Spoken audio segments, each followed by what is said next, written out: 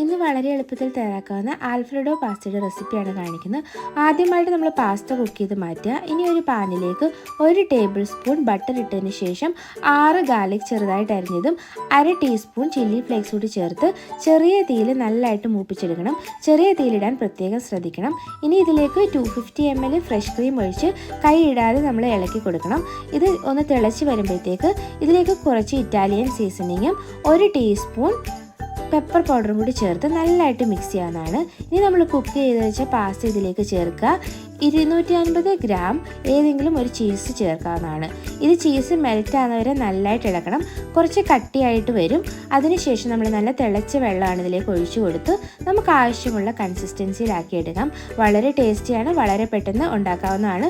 ചൂടോടുകൂടി സെർവ് ചെയ്യാൻ പ്രത്യേകം ശ്രദ്ധിക്കണം. ഇതിൽ പാസ്ത കുക്ക് ചെയ്യുമ്പോൾ മാത്രമാണ് നമ്മൾ ഉപ്പ് ചേർക്കുന്നത്. കാരണം നമ്മൾ ചീസിനകത്ത് ഉപ്പുള്ളത് കൊണ്ട് പ്രത്യേകം ഉപ്പ് ചേർക്കേണ്ട ആവശ്യമില്ല.